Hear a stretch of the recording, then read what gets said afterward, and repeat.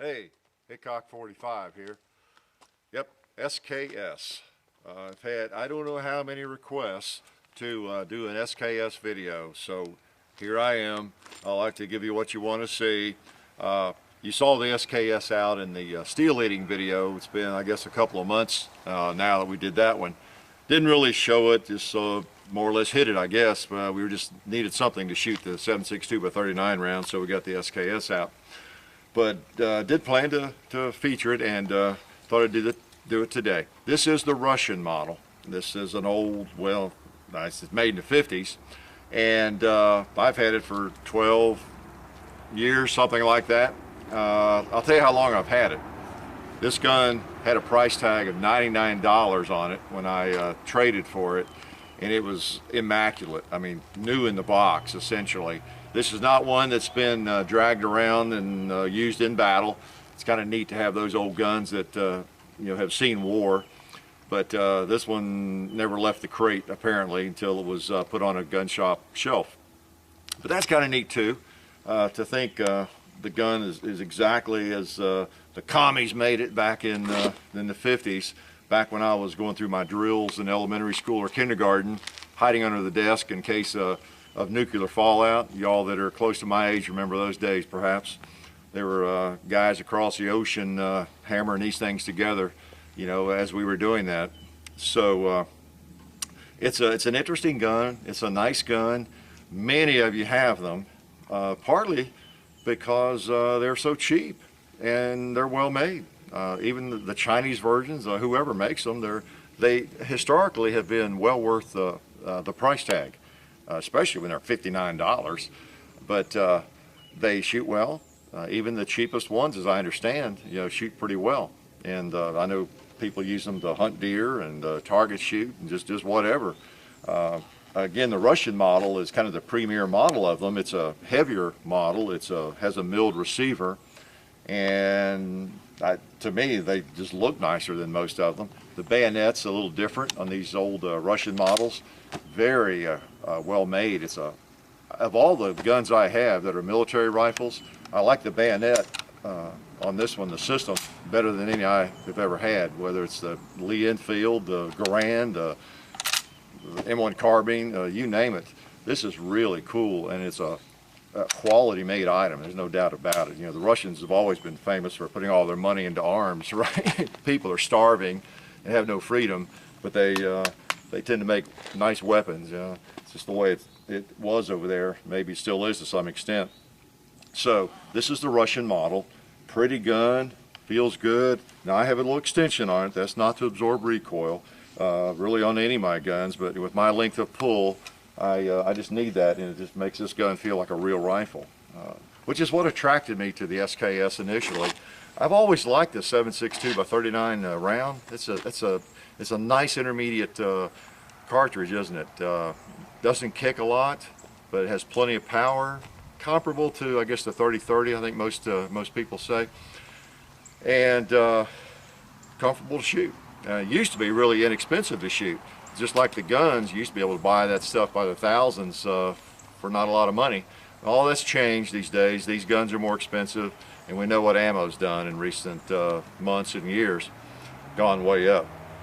But still, comparatively, probably less expensive to shoot than any other centerfire rifle I can think of. I buy most of the ammo for this at somewhere like Academy Sports or whoever has the best price on it, and tends to be some of that the Monarch that's made in Russia or some of the other that's made in Serbia. Just depends. They will handle the ammo about anything you buy pretty well. Semi-automatic, as you saw. Semi-automatic rifle, 10-round magazine, fixed magazine. And what else about it? Safety, right there, just the basic operation of it. That's safe, that's fire. I don't know, that's not a bad safety configuration. It's a little strange, unlike any other rifle I've ever had. Sights, I don't really love them. They're kind of like the AK sights. In fact, I think it's the same sight.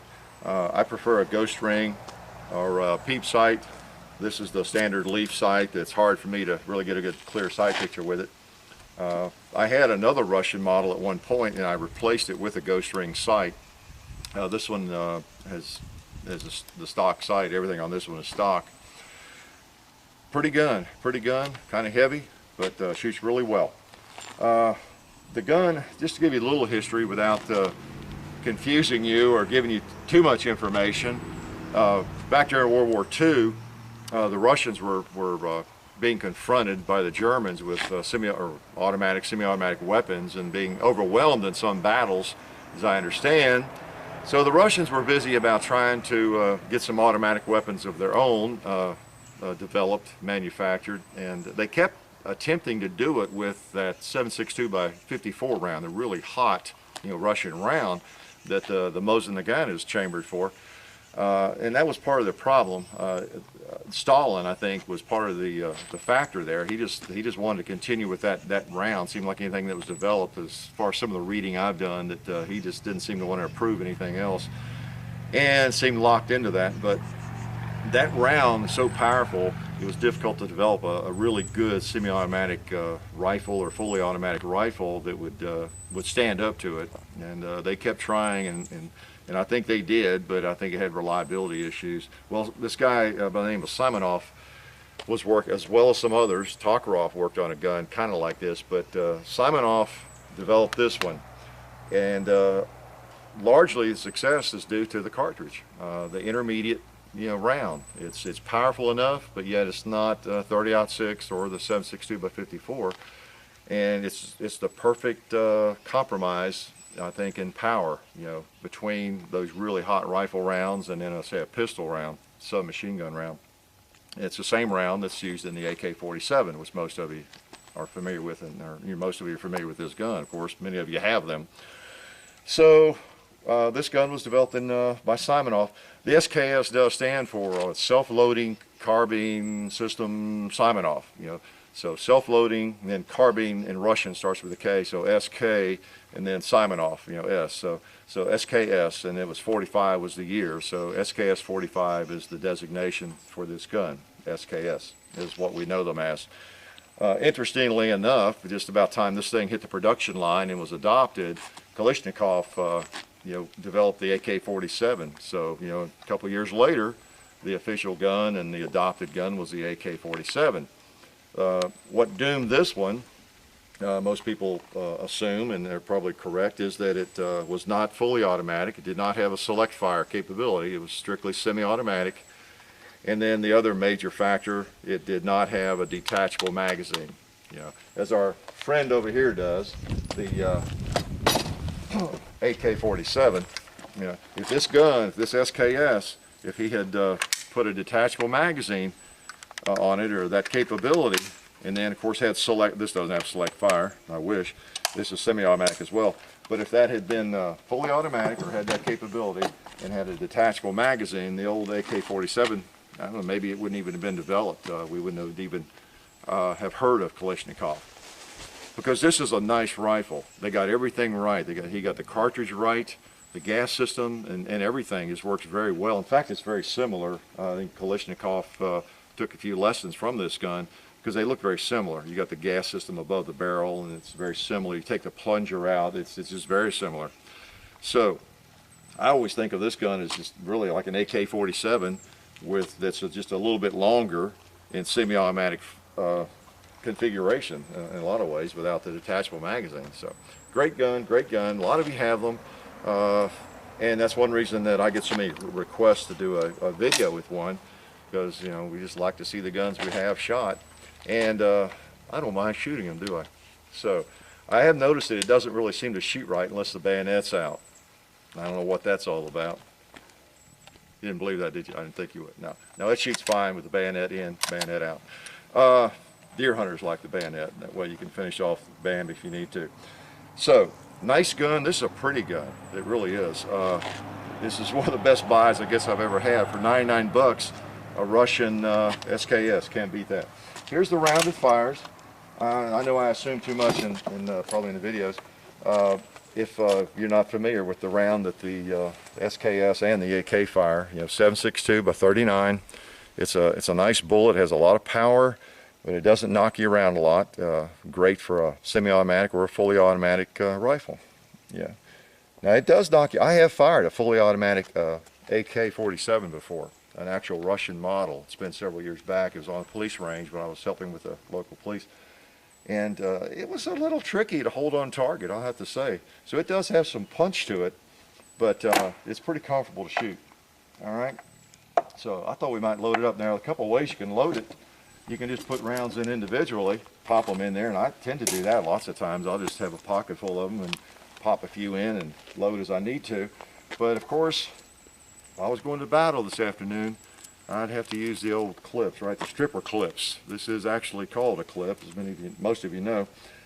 And you just put it right down the bolt like that. And I always have to try to avoid ripping the skin off my thumb, because sometimes they work, sometimes they don't. If you put enough force on it though, see, then of course on the battlefield you'd let that fall. It's ready to go. It's ready to fire. So you can see the 10, even though it just holds 10 rounds, you know, you can load it up pretty fast if you have a pocket full or pouch full of stripper clips. So let's take a few more shots. We have a few targets here we can shoot at. Like a big snowball with some ice on it.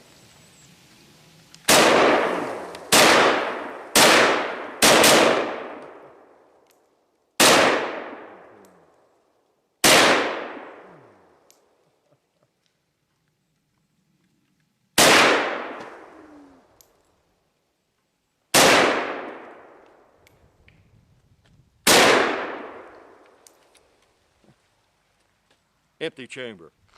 Okay, just loading them up real quick. All right, another clip.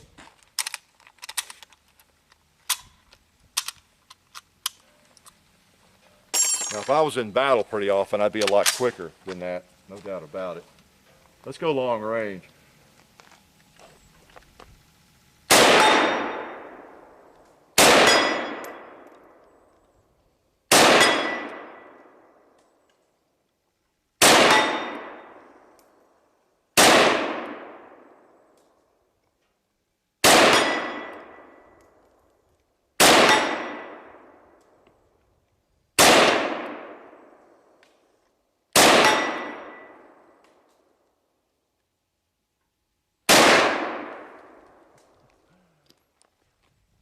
Fun shooter. So a fun gun to shoot.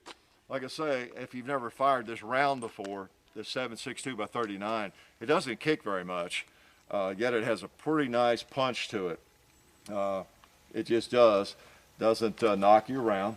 Let's try one more here at least. Well, let me put a few in and show you what I mean. Sometimes you can just push them down into the mag. You don't need the stripper clips. You can just put them in there individually if you want to. You notice with this gun, when it's empty, the bolt stays back, unlike its big brother here, the AK, which is sometimes an aggravation with that gun. But if you just like a gun to plink with, like this, or maybe even deer hunt, good old SKS is still probably not a bad buy. And this ammo is still available for a fairly reasonable price when you think about the cost of ammo these days and what centerfire rifle ammo costs. And let's see what we can do with it here. There's a Coke left, or a soft drink left there. Pop him. Yeah, there's a big yellow monolith over there.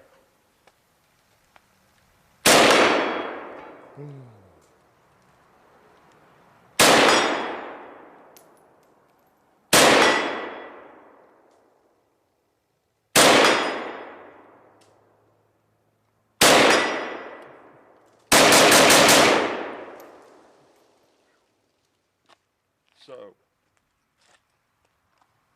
I present you the SKS, let's put the bayonet out, in the Russian configuration.